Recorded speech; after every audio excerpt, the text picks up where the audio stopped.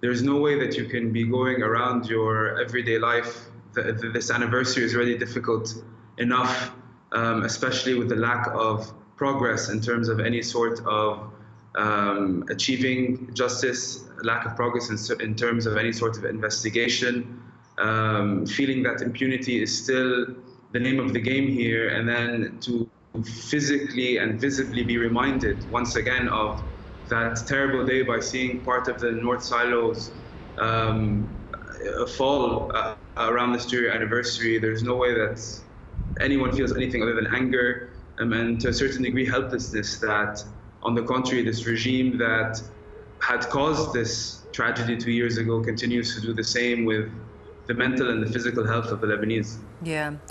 You know, some in charge have been targeted, but really 2 years on, there's been very little real accountability, has there?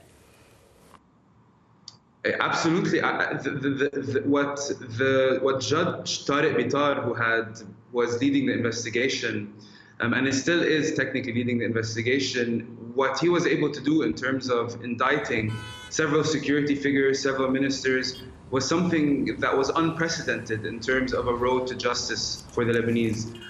While that had offered a glimmer of hope in terms of there will be a silver lining to this investigation, and families of the victims can maybe at one point get closure if justice is served.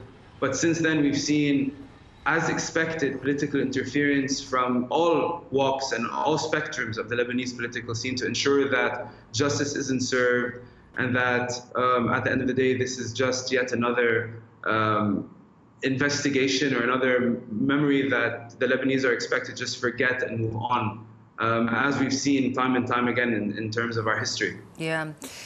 Is there a need for a wider probe? I've seen reports that even the UN should come in. Is that even likely or possible, given, as you say, there are so many people trying to stymie any proper investigation? I think, I'm not an expert here, but if I'm not mistaken, in terms of a legal recourse, unless the government of Lebanon asks for an international a neutral investigation, that the UN doesn't really have any legislation to be able to get into. And this is where the tricky part is for most of the Lebanese, who have no trust, and rightfully so, in our judicial system because of political interference in terms of all high-level ranking judges are actually assigned by the political leaders and figures of this regime, that the only neutral and fair and effective investigation will be one that is conducted by an international body, and namely the UN. But given the fact that the Lebanese government is represented by all of these actors that Judge Bitar had indicted and had asked them to come into questioning, then unfortunately this is just seems like a pipe dream for most of us. Yeah. While this still is a demand 2 years on from the Lebanese that we do need an independent investigation, unfortunately there is no prerogative for this to continue. Yeah. You know, how as an activist do you feel able to continue? How do you chip away at this problem of really collapsing functioning institutions? It's I mean, at the end of the day, you feel to a certain extent a little bit hopeless because of the fact that you're fighting with a regime that is essentially operating in terms of impunity. However, if I had to look at it from a different perspective, 2 years on, the demand for justice has never been stronger. The anger hasn't subsided. People are still willing to fight, even if we disagree in terms of politics and we disagree on economic vision and we disagree on a lot of other things.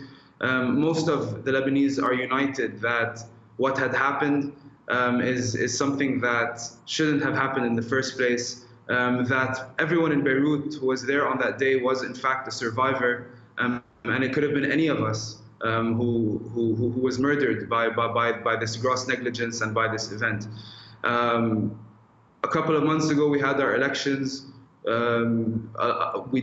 were able to have 13 independent members of parliament being elected, which is the first time in terms of history, in terms of the Lebanese history. So we are seeing a small glimmer of hope and a small change in terms of the overall. But today, the Lebanese are heartbroken. We still remain heartbroken. It still is a difficult day, especially where you felt that you felt that the 233 who were killed will be able to have closure, and not being able to deliver that, and on the contrary, being fought for that every single day makes it a very difficult situation for most of us. Yeah, it is just heartbreaking. But for their memory, we need to continue, and we need to make sure that their deaths won't go in vain, and then that the idea of justice is still something that won't be given to us, but it's something that we have to fight for. And Samer, when you talk about these collapsing silos, I know some people had wanted them retained as almost a memory, a commemoration to those who lost their lives. What do you feel needs to happen to the site?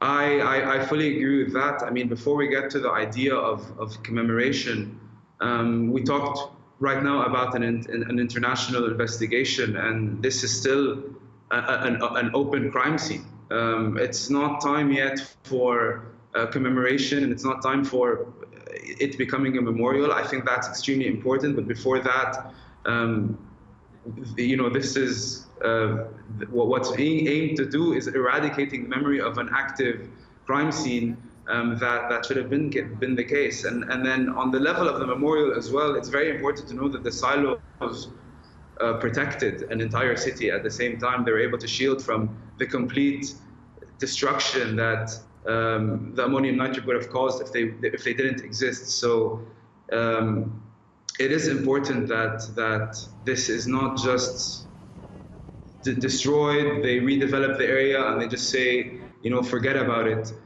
So at least this is a reminder for not just our generation, but any generation that comes after us of what happened 2 years ago, and how figures of this regime caused it, and how they fought to escape from justice every single day after that.